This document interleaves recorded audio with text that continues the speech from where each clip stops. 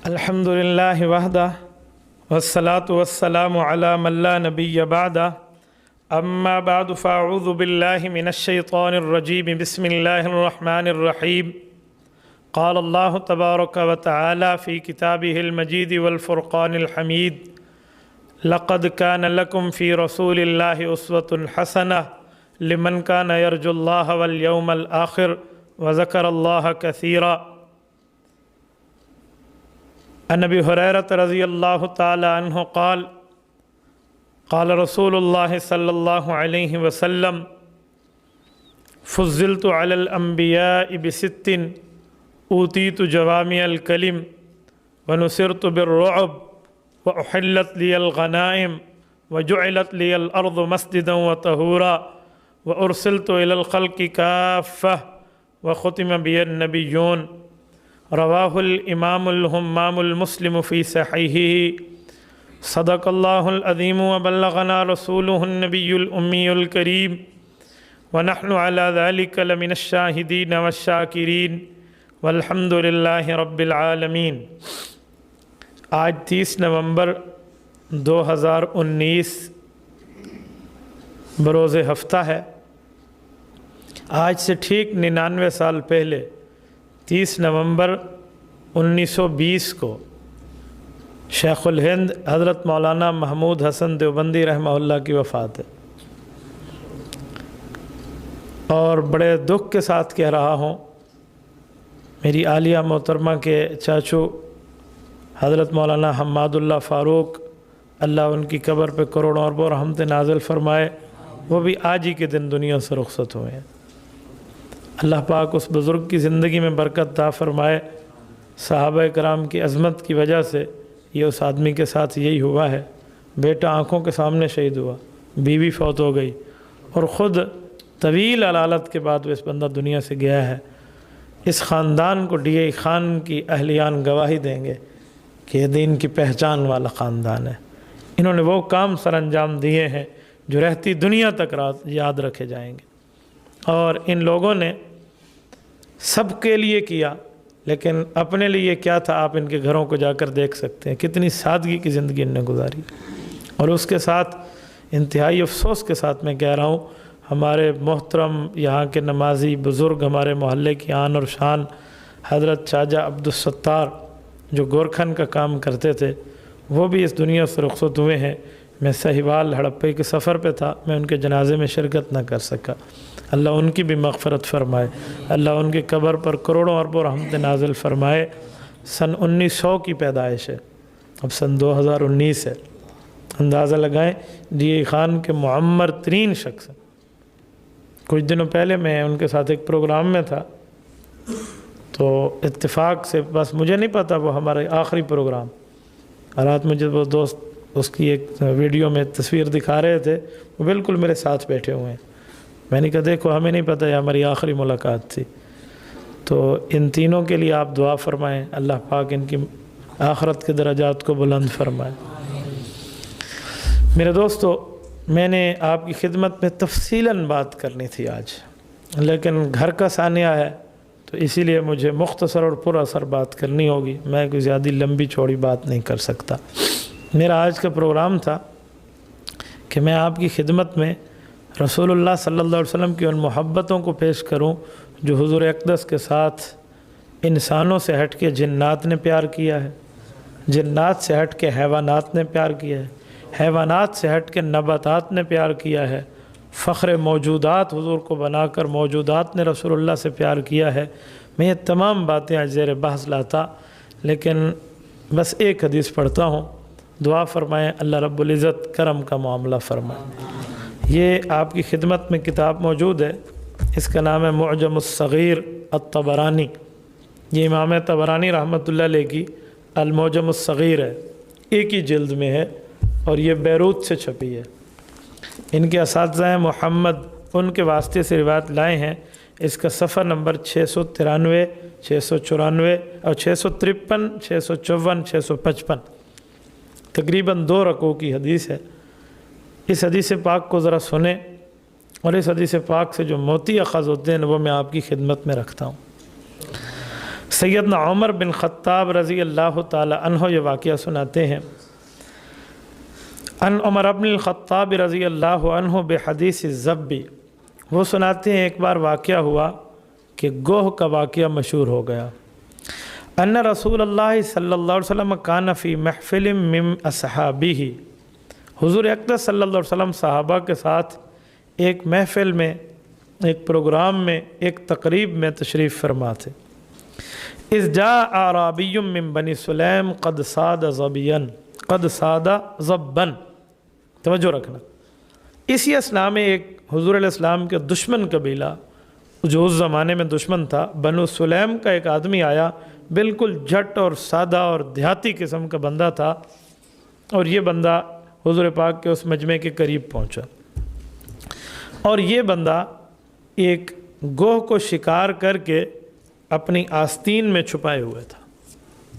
گوہ اس نے شکار کی ہوئی تھی، گوہ، اور گوہ مردہ تھی، چھپائی ہوئی تھی، اور یہ رسول اللہ صلی اللہ علیہ وآلہ وسلم کے ساتھ بغض رکھنے والے لوگوں میں مشہور ترین قبیلہ تھا۔ وَجَعَلَهُ فِي كُمِّهِ وَذَهَبَ بِهِ إِلَىٰ رَحْلِهِ، اس بندے نے آستین میں گوہ کو چھپایا ہوا تھا اور اس گوہ کو لے کر یہ اپنی منزل، اپنے ٹھکانے کی طرف چل پڑا تھا۔ فرآ جماعتاً، اس نے رسول اللہ کی تقریب، حضور پاک کی محفل، حضور کے مجمع کو جمع ہوتے دیکھا تو لوگوں سے پوچھنے لگا، الا من هذه الجماعہ، میں کس جماعت سے گزر رہا ہوں، یہ کون لوگ ہیں؟ پہچانتا نہیں تھا شکل سے،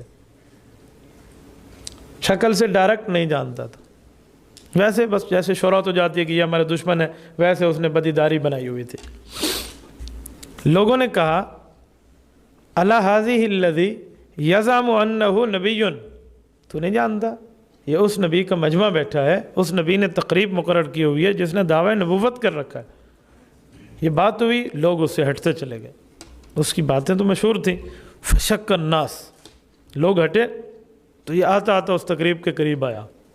ثم اقبل علی رسول اللہ صلی اللہ علیہ وسلم، دیہاتی قسم کا بندہ تھا، اکثریت صحابہ جانتے نہیں تھے، انہوں نے سوچا کوئی پوچھنے کے لیے آ رہا ہے، کوئی ہتھیاروں سے لیس بھی نہیں تھا، انہوں نے رسول اللہ کے قریب اس کو آنے کے لیے جگہ دے دی۔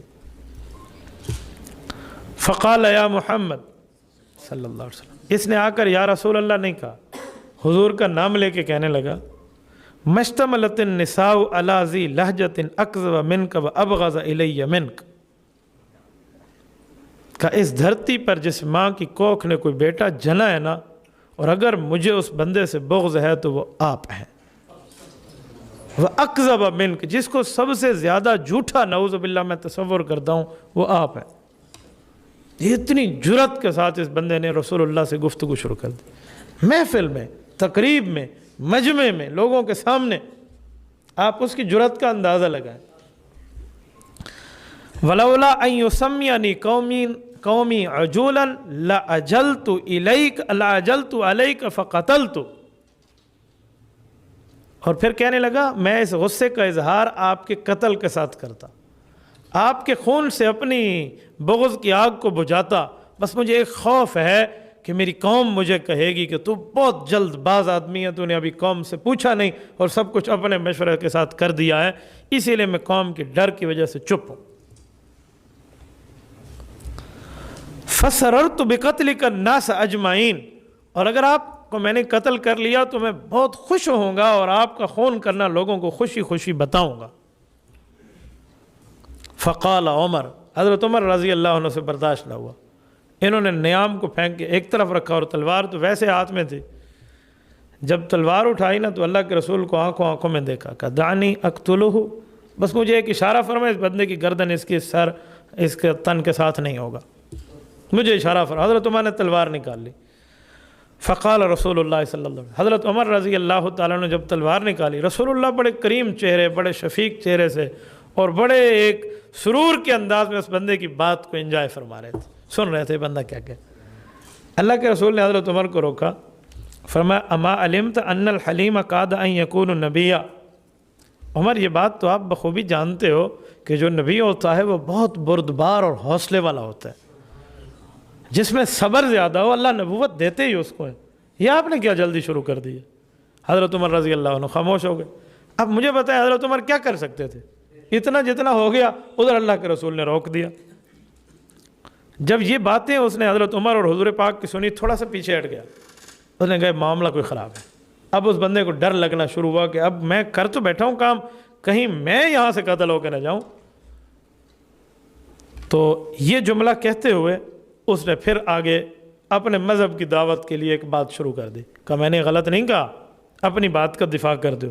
ثم اقبل علی رسول اللہ صلی اللہ علیہ وسلم فقال، حضور کی طرف دیکھ کر کہتا ہے واللات والعزی لا آمنت بک، ہاں یہ نہ سمجھنا میں آپ کے پاس ایمان لانے آیا ہوں، میں اپنے لات اور عزی بتوں کی قسم کھا کے کہتا ہوں میں کبھی آپ پہ ایمان نہیں لاؤں گا۔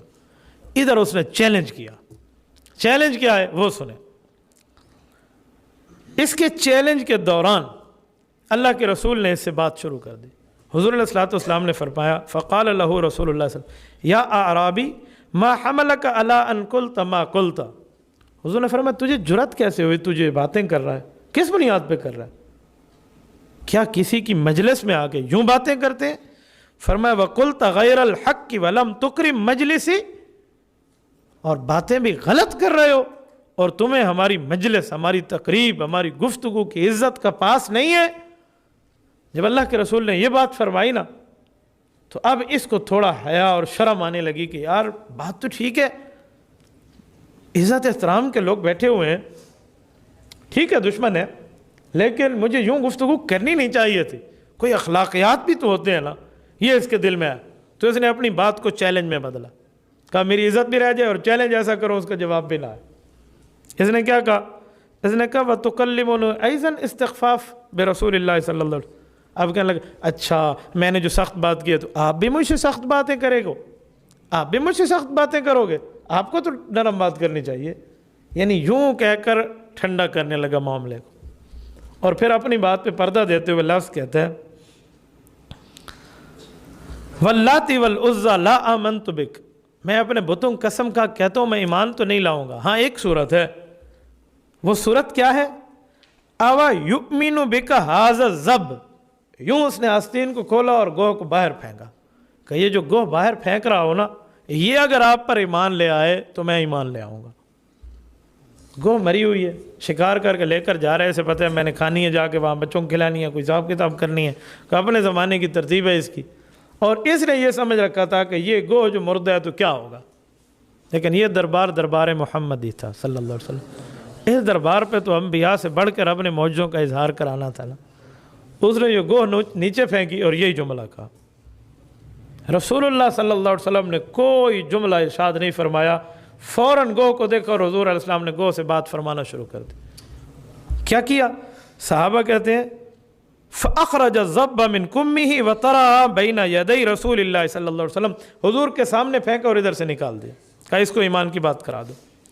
فقال رسول اللہ صلی اللہ علیہ وسلم، اللہ کے رسول صلی اللہ علیہ وسلم نے فرمایا یا ذب، اے گوہ، فتکلم الذب بلسان عربی مبین، جب حضور نے فرمایا اے گوہ، اتنی بات فرمائی تھی تو جواب دینے لگی گوہ زندہ ہو کر اتنی کھلی عربی میں جس کو ہر بندہ سمجھ رہا تھا۔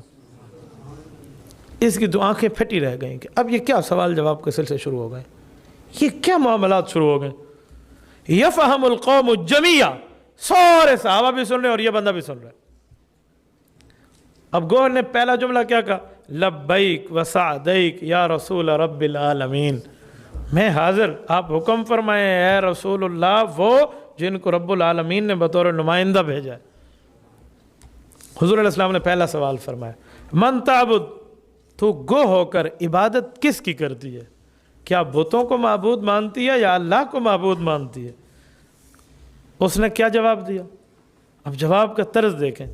اس نے کہا الذی فی السماء عرشہ وفی الارض سلطانہ وفی البحر سبیلہ وفی الجنت رحمتہ وفی النار عذابہ، میں اس اللہ کی عبادت کرتی ہوں جس کا آسمانوں میں عرش موجود ہے، زمینوں میں حکمرانی موجود ہے، اور سمندروں پہ اس کا قبضہ موجود ہے، اس کی رحمت کا شاہکار جنت ہے اور اس کے عذاب کا نظارہ جہنم ہے۔ پوری باتوں کو اس نے ایک جملے میں یوں پرو کے رسول اللہ کو جواب عرض کیا۔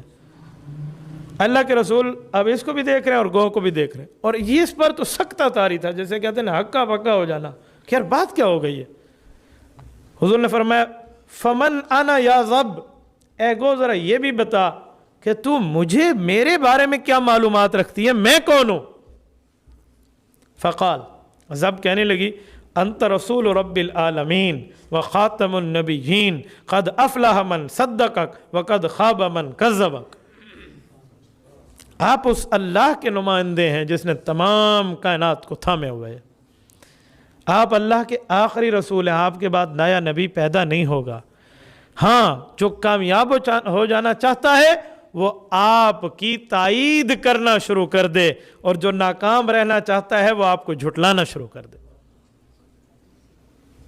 یہ جملہ کہا نا، وہ دیہاتی تھا، غصے کا پکا تھا، ضد کا سچا تھا، لیکن جب یہ ساری باتیں ہو گئی نا، اس نے ہتھیار پھینک دی۔ فقال الاعرابی اشہد ان لا الہ الا اللہ وانک رسول اللہ حقا، کہ میں گواہی دیتا ہوں اللہ کے علاوہ کوئی خدا نہیں ہے اور آپ اللہ کے سچے رسول ہیں، یہ کہتے ہوئے مسلمان ہو گیا۔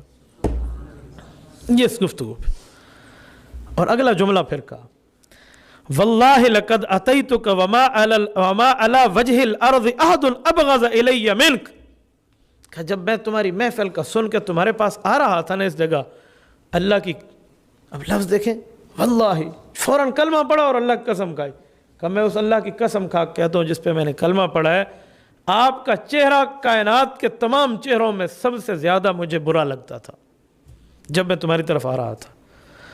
وَوَاللَّهِ لَأَنْتَ السَّاعَةُ أَحَبُّ إِلَيَّ مِن نَفْسِي وَمِن وَلَدِي، اور اب اس واقعے کے بعد مجھے آپ کا چہرہ اپنی جان سے اور اپنی اولاد سے بڑھ کے پیارا لگتا ہے۔ فقد آمنت بک، میں آپ پر ایمان لایا، وآمن بک شعری وبشری وداخلی وخارجی وسری وعلانیتی، کہ میرے بال بھی آپ پر ایمان لا رہے، میرا چمڑا اور میرا جسم بھی آپ پر ایمان لا رہا، میں اندر باہر سے مومن ہوں، ظاہر باطن سے ایمان لا رہا ہوں۔ فقال له رسول اللہ صلی اللہ علیہ وسلم، حضور اقدس صلی اللہ علیہ وسلم نے جب اس کے ایمان کو قبول فرمایا، پھر اسے دعوت تبلیغ شروع کی، ایمان سکھانا شروع کیا، اسلام بتانا شروع کیا۔ فقال له رسول اللہ صلی اللہ علیہ وسلم، اللہ کے رسول فرمانے لگے الحمدللہ الذی ہداک الی ھذا الدین یعلو ولا یعلی، اللہ تیرا بہت کرم ہے، شکر ہے میرے بھائی، تجھے اللہ نے اس دین کی طرف متوجہ کر دیا ہے، یہ ایسا دین ہے جو ہمیشہ غالب ہوگا، کبھی مغلوب نہیں ہوگا، ہمیشہ بڑھتا رہے گا، کبھی مغلوب نہیں ہوگا، آپ اس دین کی طرف آ گئے ہو۔ اگلا جملہ فرمایا لا یقبلہ اللہ الا بصلاۃ، یاد رکھنا اس دین کو اللہ نماز کے ساتھ قبول فرمائیں گے، بغیر نماز کے اس دین کو قبول نہیں فرمائیں گے، اور تجھے نماز پڑھنی ہوگی۔ اس نے آنکھوں کے اشارے میں کہا میں حاضر یا رسول اللہ۔ حضور نے اگلا جملہ فرمایا ولا یقبل اللہ الصلاۃ الا بقرآن، اور نماز اللہ قبول نہیں کرتے جب تک بندہ قرآن کریم سیکھ نہ لے اور قرآن اس میں نہ پڑھے، تو آپ کو حصہ قرآنی بھی سیکھنا ہوگا۔ فعلمہ رسول اللہ صلی اللہ علیہ وسلم، حضور نے سامنے بلایا اور بلا کر اللہ کے رسول صلی اللہ علیہ وسلم نے اسے قرآن کریم سکھانا شروع فرما دیا۔ جب رسول اللہ نے قرآن پڑھا، فعلمہ رسول اللہ الحمدللہ، سب سے پہلے سورۃ فاتحہ سکھائی، وقل هو اللہ احد، پھر سورۃ اخلاص سکھائی۔ آج ہم بچوں کو سب سے پہلے جب قرآن کریم پڑھنا سکھاتے ہیں، یہ اس حدیث سے ثابت ہے۔ بچوں کو پہلے الحمد شریف اور قل هو اللہ سکھاتے ہیں، چلو بھی قل هو اللہ یاد کر لیں، تو حضور علیہ الصلوۃ والسلام نے قل هو اللہ بھی سکھایا اور الحمدللہ بھی سکھایا۔ فقال، جب اس نے قرآن کی آیتیں سنی نا، وہ کہنے لگا ما سمعت یا رسول اللہ واللہ ما سمعت فی البسیط ولا فی الرجز احسن من ھذا، میں تو بڑے بڑے شعروں کے دیوان حفظ کر چکا ہوں، آج تک میں نے بسیط اور رجز 16 الفاظ پہ مشتمل عربی کے مشہور شعر ہوتے ہیں، ان کا اشعار کا نام لکھا، ان جیسے شعروں میں بھی اس جیسا حسن نہیں دیکھا جو آپ شعر سنا رہے ہیں۔ حضور صلی اللہ علیہ وسلم نے فرمایا ان ھذا کلام رب العالمین، یہ ولیس بشعر، یہ اللہ کا قرآن ہے، یہ شعر بازی نہیں ہے۔ فَإِذَا قَرَأْتَ، سن شعروں پہ تجھے کیا ثواب ملے گا، یہ جو قرآن ہے جب تو پڑھے گا، فَإِذَا قَرَأْتَ وَإِذَا قَرَأْتَ قُلْ هُوَ اللَّهُ أَحَدٌ، جب یہ پڑھے گا سورت اخلاص مرتن ایک بار، فَكَأَنَّمَا قَرَأْتَ ثُلُثَ الْقُرْآنِ، گویا تو نے پورا قرآن کا 1/3 حصہ پڑھ لیا، 10 پارے، ایک بار قل هو اللہ پڑھنے کا ثواب 10 پاروں کے برابر ہے۔ فرمایا مرتین، اگر 2 بار پڑھ لیا، وَإِذَا قَرَأْتَ قُلْ هُوَ اللَّهُ مرتین فَكَأَنَّمَا قَرَأْتَ ثُلُثَ الْقُرْآنِ، تو پھر تم نے 2 بار پڑھنے پر ایسے سمجھو 20 پاروں کی تلاوت کر لی، 2 ثلث قرآن کریم کے، 2/3۔ وَإِذَا قَرَأْتَ قُلْ هُوَ اللَّهُ أَحَدٌ 3 مرات فَكَأَنَّمَا قَرَأْتَ الْقُرْآنَ كُلَّهُ، اور اگر تو نے 3 بار قل هو اللہ پڑھ لیا تو اے اعرابی یاد رکھنا تجھے مکمل قرآن کی تلاوت کا ثواب مل جائے گا۔ فقال الاعرابی، وہ دیہاتی کہنے لگا نعم الالہ آلہ نعم الالہ الہنا، یا رسول اللہ ایک جملہ کہوں، یار ابھی ایمان لایا ہوا آدمی ہے، تازہ ایمان لایا ہوا، اور دیکھو صحابہ کا ایمان ہوتا کیسے، صحبت پیغمبر ان لوگوں کو وہاں پہنچا دیتی ہے جہاں کروڑوں امام اعظم ابو حنیفہ کا تقویٰ نہیں پہنچا سکتا، لاکھوں شیخ عبد القادر جیلانی کی ریاضت نہیں پہنچا سکتی، صحابی کو صحبت پیغمبر وہاں پہنچا دے۔ یہ 3 بار کا ثواب سنا نا، حضور علیہ السلام کو رپلائی دے رہا ہے کہ یا رسول اللہ نعم الالہ الہنا، ہمارا اللہ تو بہت اچھا ہے، یقبل الیسیر ویعطی الجزیل، جو کم کو قبول کرتا ہے اجر بہت زیادہ دیتا ہے۔ 3 بار قل هو اللہ پڑھ رہا ہوں اور اجر اتنا زیادہ مل رہا ہے۔ ثم قال رسول اللہ صلی اللہ علیہ وسلم، آپ علیہ السلام نے اس کی غربت دیکھی نا کہ گوہ شکار کر کے کھا رہا ہے، غریب آدمی ہے، غربت دیکھی، ایمان بھی لا چکا ہے، دشمن سے دوست بن چکا ہے، محبت کا اظہار بھی کر چکا ہے، تو رسول اللہ نے فرمایا اعط الاعرابیہ، اس بھائی کی جو یہاں بندے بیٹھے ہیں نا کچھ ذو ثروت، اس کی کچھ امداد بھی کر دیں، اپنے بھائی کا تعاون بھی کرو۔ جب حضور علیہ السلام نے فرمایا صحابہ اٹھے اس کے تعاون کے لیے، فَأَعْتُوهُ حَتَّى أَبْتَرُوهُ، اتنا اسے دیا کہ اکیلا اٹھا نہیں سکتا تھا۔ فقام عبد الرحمن بن عوف رضی اللہ عنہ، عبد الرحمن بن عوف کھڑے ہوئے۔ یہ کون سے صحابی ہیں؟ جب یہ فوت ہوئے ان کے سونے کی وراثت کو جو تقسیم کیا گیا ہے، یہ ابو عبد الرحمن رافت پاشا نے سور من حیات النبی من حیات الصحابہ میں لکھا ہے کہ کلہاڑوں سے سونے کو کاٹا گیا تھا، پھر ان کی بیویوں میں وراثتیں تقسیم ہوئی ہیں۔ یہ اس درجے کا صحابی ہے، اور یہ وہ بندہ ہے جب حضرت عمر رضی اللہ تعالی عنہ کے بعد حضرت عثمان خلیفہ بنے، حضرت عثمان رضی اللہ تعالی عنہ کیسے بنے تھے؟ حضرت عمر نے 6 بندوں کا نام لکھا تھا کہ میرے بعد ان میں سے کسی ایک کو بننے، حضرت عبد الرحمن بن عوف بھی شامل تھے۔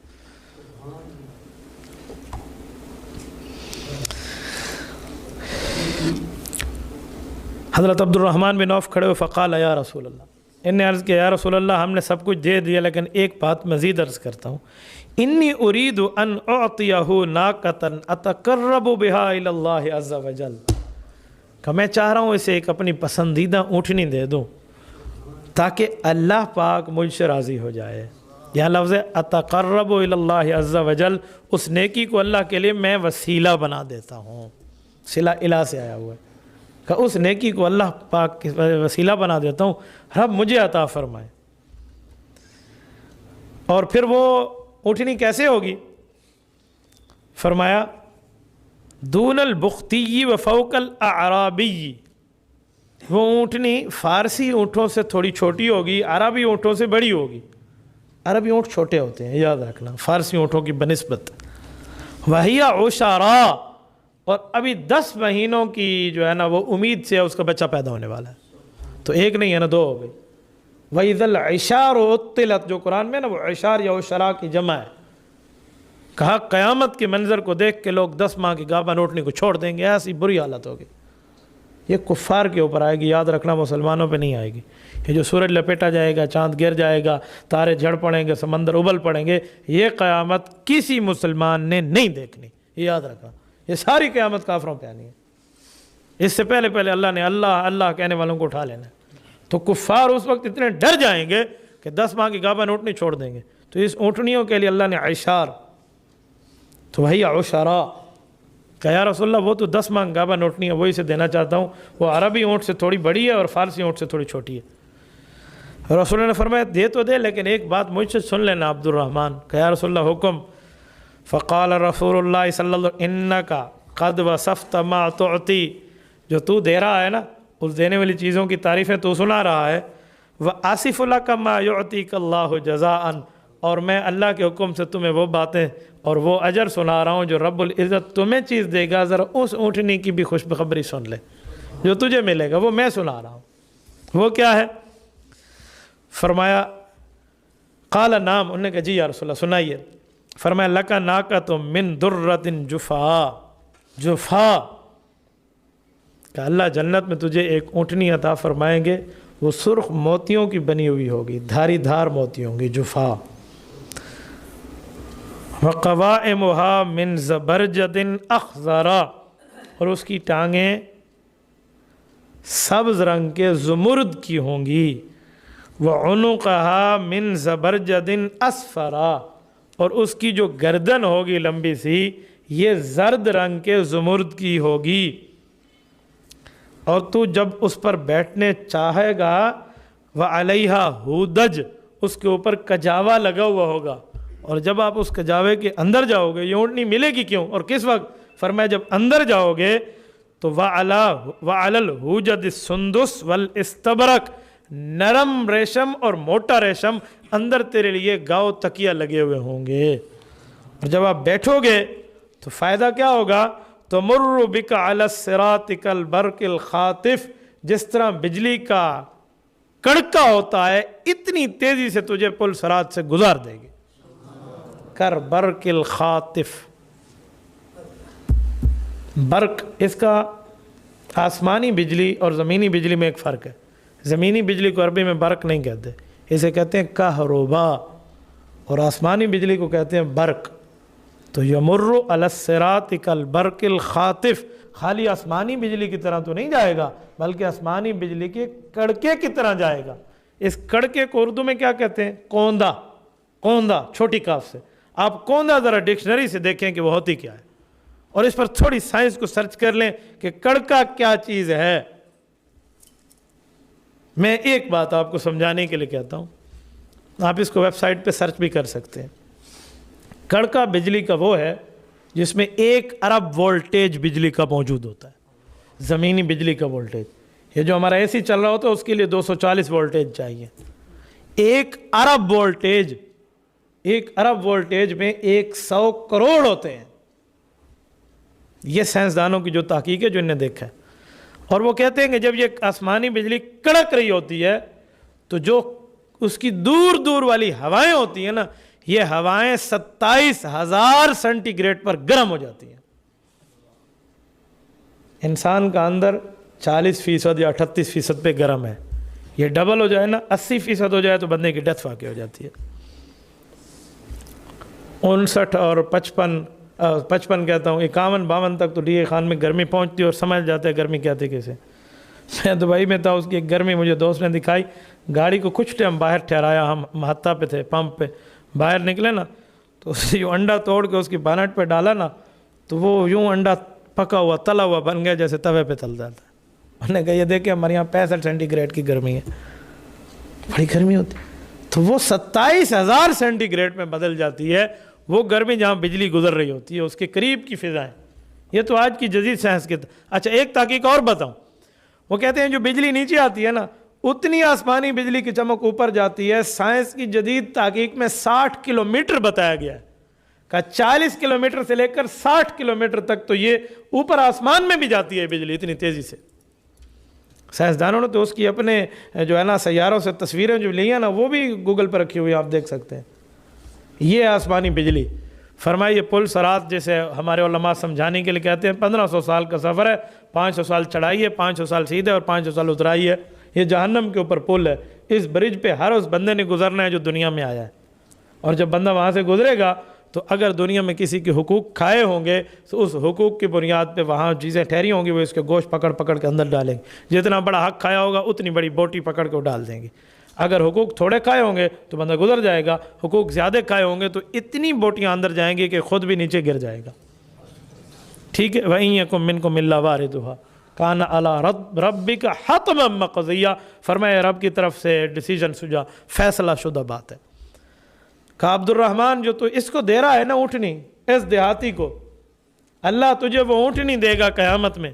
دیکھو کسی غریب کی مدد کا کتنا فائدہ ہے.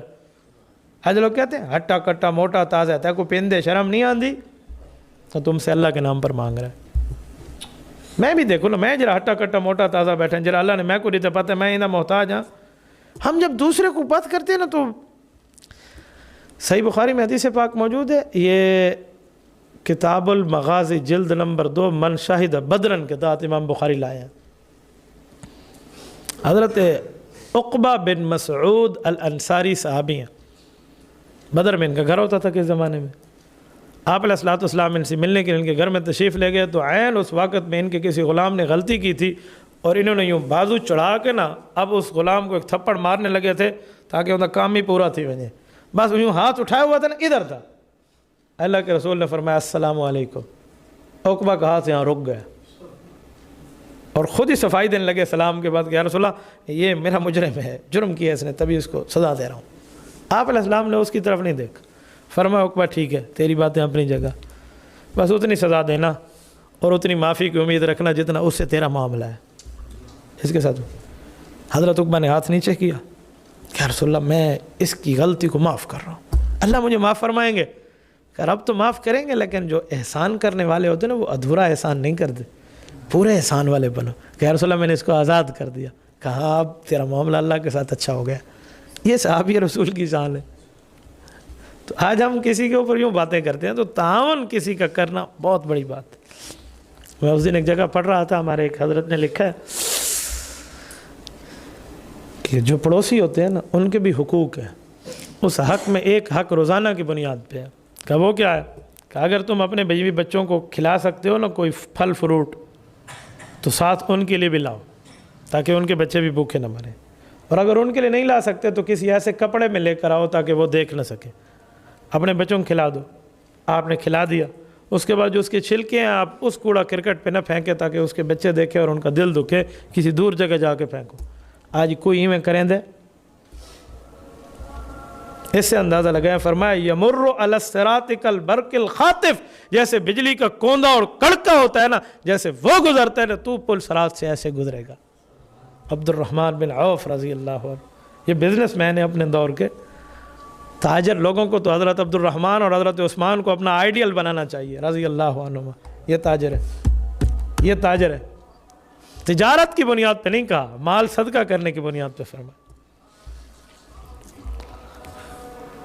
فخرج الاعرابی من عند رسول اللہ صلی اللہ علیہ وسلم. اللہ کے رسول سے اجازت لی. اس نے کہا رسول اللہ مجھے گھر تک جانے دیں پھر میں حاضر خدمت ہوتا ہوں. نکل کے اپنی بستی کے قریب جانے لگا تو جن لوگوں سے شروع میں ڈر رہا تھا نا جو پڑھا کہ وہ مجھے کہیں گے تو نے جلدی کر لیا جلدی کر لیا، اتنے میں اس قوم والوں نے فیصلہ کر لیا تھا کہ رسول اللہ سے آؤ لڑتے ہیں. فیصلہ ہوتے ہوتے یہ تو شکار پہ گیا ہوا تھا، انہیں اس کا پتہ نہیں تھا. انہوں نے فیصلہ کر کے 1000 بندے جمع کیے، 1000 سواریاں دی، 1000 تلواریں دی، 1000 ان کو نیزے دیے اور لے کر چل پڑے. جب یہ بستی پہنچا یہ قافلہ نکل رہا تھا. اس قافلے والوں سے اس بندے کی ملاقات ہوئی. سنو یہ اگلا منظر کیا ہوا. فخرج الاعرابی من عند رسول اللہ صلی اللہ، حضور پاک کی طرف سے نکل گئے من عند رسول اللہ. فلقيه 1000 اعرابی على 1000 دابة ب1000 رمح و1000 سیف. 1000 سوار اپنے قافلے کا ملا جو 1000 اونٹ پر بیٹھا ہوا تھا، 1000 ان کے پاس نیزے تھے اور 1000 تلواریں تھیں. پوری تیاری کے ساتھ آ رہے تھے. فقال لهم اين تريدون. اس کو اندر سے خطرہ پڑ گیا کہ یہ کہاں وہاں جا رہے ہوں گے. اس کو اپنی قوم کا پتہ تھے، بنی سلیم تھے سارے. کہاں جا رہے ہو؟ ان کے امیر کو اٹھا دیا، باقیوں کو اٹھا دیا۔ ان میں جری تو یہ تھا، اب انہوں نے الٹا اس پر غصہ کیا کہ تو نہیں تھا، آ جاتا تو ہمارے ساتھ، میں اتنے ساری باتیں جب انہیں ٹھہرایا نا، اب قوم کہنے لگی جو نقاتل هذا الذي يكذب يزعم انه نبي، ہم نے آج فیصلہ کر لیا، ہم جاتے ہیں اس نبی کے ساتھ جنگ کرتے ہیں جو خود کو سچا کہتے ہیں، نعوذ باللہ وہ تو جھوٹا ہے۔ فقال الاعرابی، اب یہ منع تو نہیں کر سکتا تھا 1000 بندوں کو، تو اس نے ان کے سامنے کلمہ پڑھنا شروع کر دیا۔ کہا کلمے کی بنیاد پہ جا رہے ہو؟ اشہد ان لا الہ الا اللہ وان محمد الرسول اللہ، سنو میں تمہارا ساتھی اس نبی کا اقرار کر رہا ہوں، اس کی اللہ کی دعوت کو مان چکا اور اس کو رسول مانتا ہوں، آؤ مجھ سے بات کرو۔ فقالوا له سبوت، بندہ تو ان میں بہت جری تھا، یہ تو بڑے بڑے سارے اتر کے اپنی سواریوں سے آگے، اوے تو بد دین ہو گیا، اوے دین چھوڑ دیا تو نے؟ اس نے کہا ما سبوت، میں بد دین نہیں ہوا، میں اچھے دین والا ہو گیا، میں نے بد دین نہیں حسن دین اختیار کیا ہے۔ کہا کیا ہوا؟ اس نے یوں اٹھایا وہ گو کو اور کہا یہ دیکھو آج یہ بات میرے سامنے ہوئی ہے، وحدثہم بہذا الحدیث، کہا میرے سامنے یوں ہوا، وہ جھوٹا نہیں ہے، وہ تو سچا پیغمبر ہے۔ اور کیا اپنی صلاحیتوں کو ضائع کرتے ہو؟ جتنا تم غصہ ٹھہرے ہو اس سے ڈبل غصہ میں کر کے آ رہا ہوں، میری تو دانتوں کو پسینہ آ گیا، میری تو عقل دنگ رہ گئی۔ اگر مجھے اپنا بھائی، اپنا قومی بھائی، وطنی بھائی، قابل اعتماد سمجھتے ہو تو چھوڑ دو یہ کام۔ ساری قوم میں اس نے اعلان کی، سب نے سوچا، غور و فکر کی اس کی بات کو، اور دیکھا تو اس کا چہرہ بھی بتا رہا تھا کہ جھوٹ نہیں بول رہا، آنکھیں بھی بتا دی ہیں، چہرہ بھی بتا دے بندے کی۔ سننے کا چل ہمیں بھی اس نبی کے پاس لے جا۔ دیکھو ایک بندہ 1000 بندے کے اسلام کا سبب بن رہا۔ فقالوا باجمہم لا الہ الا اللہ محمد الرسول اللہ، سب نے اس کے ہاتھ پہ کلمہ طیبہ پڑھ لیا۔ تاریخ سیرت اسلام میں یہ واحد واقعہ ہے جہاں 1000 آدمی اکٹھا مسلمان ہوا ہو۔ تاریخ صحابہ میں اس سے بڑھ کے امام طبرانی فرماتے ہیں جو نہیں ملتا واقعہ۔ فبلغ ذلك النبی صلی اللہ علیہ وسلم، حضور علیہ الصلوۃ والسلام تک یہ بات پہنچی۔ فبلغ ذلك النبی صلی اللہ، حضور تک یہ خبر پہنچی، اور اتنے میں یہ بندے آئے۔ حضور اکرم صلی اللہ علیہ وسلم نے تہبند پہنا ہوا تھا اور اوپر ایک چادر رکھی ہوئی ہے، ابھی قمیض مبارک جسم پہ نہیں تھی۔ صحابہ دروازے پہنچے کہ یا رسول اللہ 1000 آدمی وہ بندہ مسلمان کر کے لے آئے، بنی سلیم کا جو دشمن قوم ہے۔ اللہ کے رسول نے اپنی بیوی سے قمیص نہیں مانگی۔ امام طبرانی کہتے ہیں فَتَلَقَّاهُمْ فِي رِدَاءٍ، حضور علیہ السلام اسی چادر سے باہر تشریف لے آئے۔ فَنَزَلُوا عَلَىٰ رَكْبِهِمْ يُقَبِّلُونَ مَا وَلُّوا مِنْهُ، یہ آئے اور رسول اللہ کے جسم کو جہاں تک ان کی پہنچ ہوئی چوم رہے ہیں اور ایمان لا رہے ہیں۔ وَيَقُولُونَ لَا إِلَٰهَ إِلَّا اللَّهُ مُحَمَّدٌ رَسُولُ اللَّهُ، ہر طرف سے لا الہ الا اللہ محمد رسول اللہ پڑھنے کی فدائیں چل رہی ہیں۔ اور جب ان نے کلمہ پڑھ لیا، بات ہو گئی، رسول اللہ گھر گئے، لباس مبارک بدلا، ان کے پاس آ گئے، بیٹھے۔ فقالوا، یہ بندے کہنے لگے مرنا بِأَمْرِكَ تُحِبُّهُ یا رسول اللہ صلی اللہ، یا رسول اللہ اور باتیں چھوڑیے، ہم سے وہ کام لیں جس کو آپ پسند فرماتے ہیں، آپ اپنا پسندیدہ کام حکم فرمائیں۔ فقال، اللہ کے رسول صلی اللہ علیہ وسلم فرمایا تدخلوا رعیت خالد بن الولید، کہ خالد بن ولید نے جو اپنا لشکر میرے کہنے کے مطابق جہادی اکٹھا رکھا ہوا ہے، میں تمہیں ان کی اقتداء میں شامل کر رہا ہوں۔ خالد آؤ، یہ اپنے بندے سنبھال لو۔ حضور علیہ السلام نے ادھر بھیج۔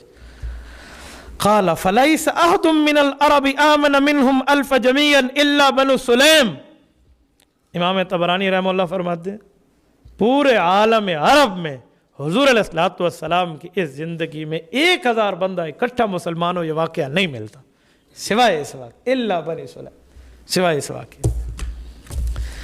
میرے دوستو، اللہ آپ کو رحم صراط مستقیم عطا فرمائے۔ یہ آج وفات والے یہ واقعات نہ ہوتے تو شاید میں تفصیل اس پر دیتا۔ دعا کرو انشاءاللہ پھر کبھی اللہ آپ کو رحم صراط مستقیم عطا فرمائے۔ اقول قولی ھذا واستغفر اللہ